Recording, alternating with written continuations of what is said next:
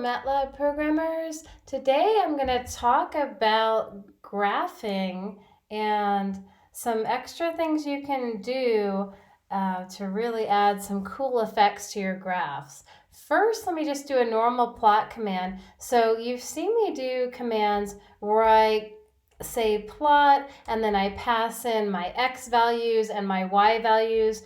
And you can either put those in variables like x and y, or you could hard code the x values to go from 0 to 10 and the y values from 10 to 0 in increments of -1.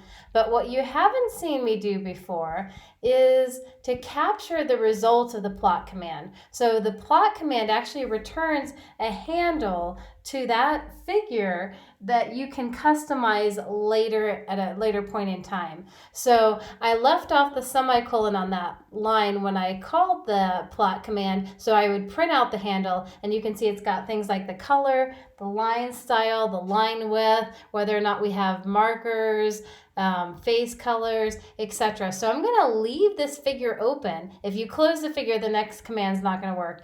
But I'm going to customize things about this figure so it's still open, and I'm going to use that handle, and I'm going to set the line width on the graph to 20, which is a pretty big width. And now you can see that, yes, I have changed the line width of that graph.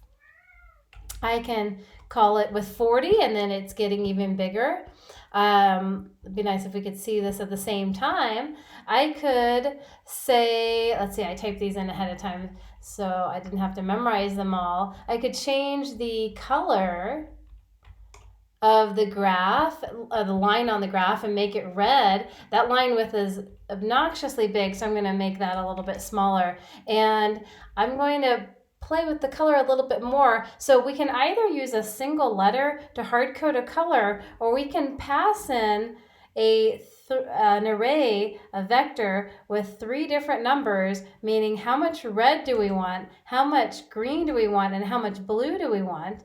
And I'm going to say, well, let's do a combination of the red and the green. And surprisingly enough, unlike what you learned in kindergarten, when you're mixing paints, when you're mixing colors of light, you might be surprised at the results. So let me just prove. So these 3 numbers, you're going to pass in something between 0 and 1. If I pass in a 1, 0, 0, I've got a color that is all red. If I pass in a 0 and a 1, 0, I've got all green and none of the red and none of the blue. And the last position is for the blue. And you can have anything in between 0 and 1. So I could say, well, how about some blue and then some green, and then maybe also just a touch of red. And I'm getting some really ugly green colors. Let me try some. There's a purple color, and I'm just like plugging in numbers at random here. But you can look ahead of time. And let's see, I think I looked ahead of time way back in my command history when I was trying this out. And I was trying, yeah, that's just a green. I was trying different combinations to try to see what was the best color. Okay, so that's enough of changing with the colors. What else can we do with our animations to get a really cool effect? Well, I've got these 2 programs here. Let's look at the first one.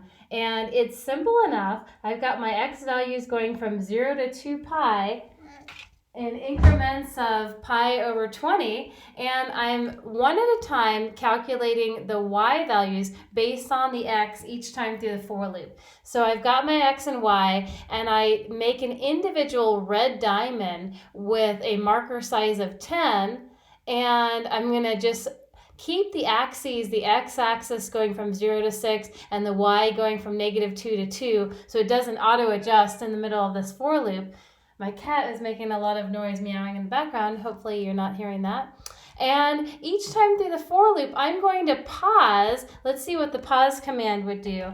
Pause for 0.2 seconds, like a very quick pause. If I pause for 2 seconds instead of 0.2, 1 1000, 2 1000, then it's 2 seconds in between, but I just want to pause for less than a second, 0.2 of a second, before I go through the for loop the next time.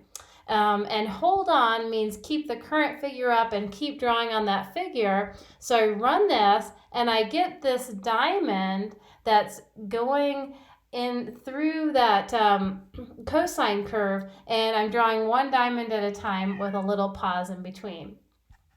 All right, what else could I do with this program? So it almost looks like I've got some animation going. Well, I made a small change to this to add some colors.